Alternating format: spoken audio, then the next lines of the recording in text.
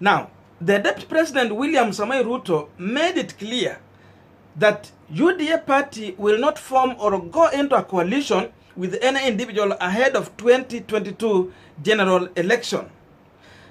Anyone who would want to join William Samoei Ruto, or any individual who would want to show his support to Ruto, definitely has to do it by joining the UDA party, the only vehicle that Ruto has assembled for his 2022 journey to State House. Now, Moses Kuria, the Gatundu Member of Parliament, who has been a very strong supporter of the Hustler movement, has come out clear to tell off Ruto without blinking an eye that he must negotiate with the Central Region people through a Central Region political party, but not going direct to seek the help of Central Region to the people without negotiating through these parties. So that alone, in my view, is a sharp contradiction of the movement that William Samoei Ruto is trying to drive going to 2022 general election. And remember, as Moses Kuria is saying this, first, Kuria has a registered political party. In the beginning, he was in the People's Empowerment Party. He was kicked out.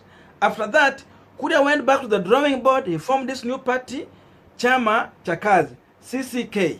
As we are speaking now, Kuria has a registered political party. At first, he was in People's Empowerment Party, which later they kicked him out. And after they kicked him out of the leadership, he went ahead to form another new political party by the name Chama cha Kazi, CCK. And within a short time, Kuria has managed to officially open 25 offices in 25 counties for his new political party. That if we are not careful as Mount Kenya region, we are going to be spectators of Masemeji derby between Gor Mahia and AFC Leopards. We are going to be like spectators of the Olympics, to see other people in the game and we are not in the game. It is not possible and it's not practical. It's not acceptable at all. Now, we are continuing with our punchline discussion, but I have a quick reminder. You might be watching me and you have not yet subscribed. Please consider to subscribe to help us to grow this platform. Again, to all the returning subscribers, thank you so much for coming back again. Up there. You guys in the media were here last week, exactly Tuesday last week, when we were at Kabati for the funeral of Joel Kibe's mother. And you could see national leaders who were there. The Honorable Raila Odinga, the Honorable Musalia Mudavadi, the Honorable Wetangula, and the Honorable Kalonzo Musyoka. And only these leaders from out there were given a chance to address the people. My good friend, the local MP for Kadera, Alice Wahome, local MP was not given a chance. And something, rang a bell in my mind, that if we are not careful as Mount Kenya region, we are going to be spectators of Masemeji derby between Gor Mahia and AFC Leopards. We are going to be like spectators of the Olympics, to see other people. These are issues that need articulation from a particular vehicle that really understands what is, the underlying issues of that particular region. So let no one call us rebels for doing that. It is our inalienable right, and we're not going to banduki on this particular one. So tuzoeane mapema. Now, if you remember, some time back, the Deputy President had a parliamentary group meeting at his official residence in Karen. We did a video about that meeting. Now, Kuria was not part of that meeting, but his guy whom he had campaigned for on a People's Empowerment Party was part of that meeting. So that was the beginning of the rift between Moses Kuria and the Deputy President William Samoei Ruto. Now, in my view, I believe that Kuria is preparing a plan to exit from Ruto camp so that he can have a space to grow his own political party.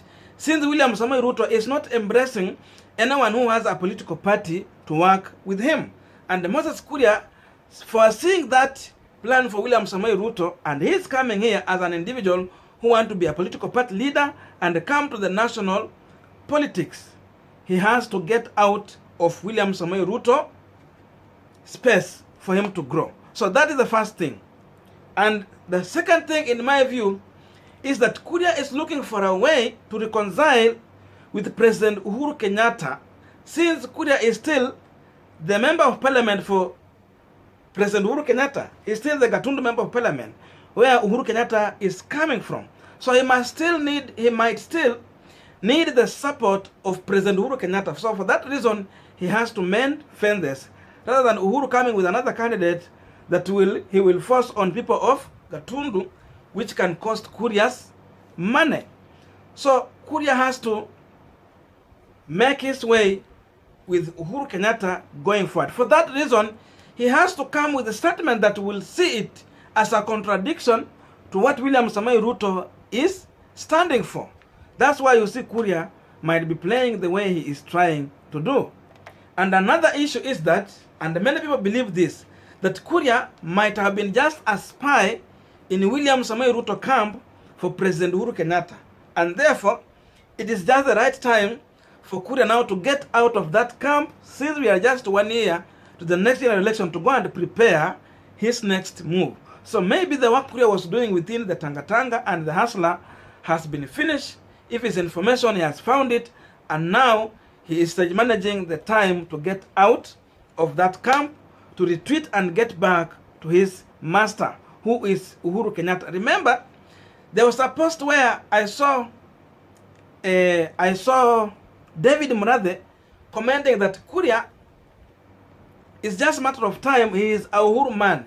Definitely after time he will get back to Uhuru Kenyatta. So that could have been true, in as much people did not believe on what Murathe was saying.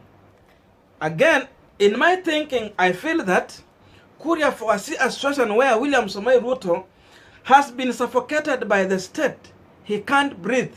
For that reason, in as much even if Ruto can win election, there is high chances for state to do what they have been doing to Raila Amolo Odinga to William Samoei Ruto. So for that reason, Ruto might not form the next government.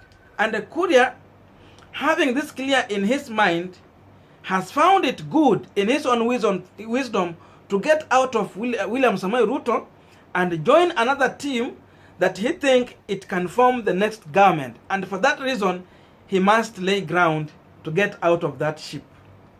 And lastly, Kuria understands that William Samoei Ruto can do to him or this Mount Kenya leaders to what President Uhuru Kenyatta has exactly done to William Samoei Ruto. Remember, Uhuru convinced Ruto to fold his URP party, then they formed one political party by the name Jubilee. There was TNA, URP, so they were folded. And Uhuru became the party leader. Ruto remaining just a deputy party leader. After this, you can see how it has gone.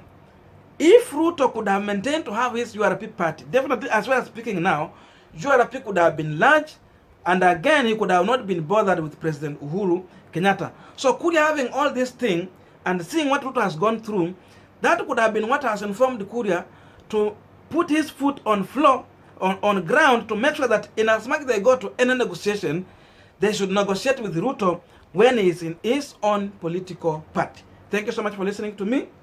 Tell me what you are thinking about this in the comment section. May good God bless you and see you in our next video.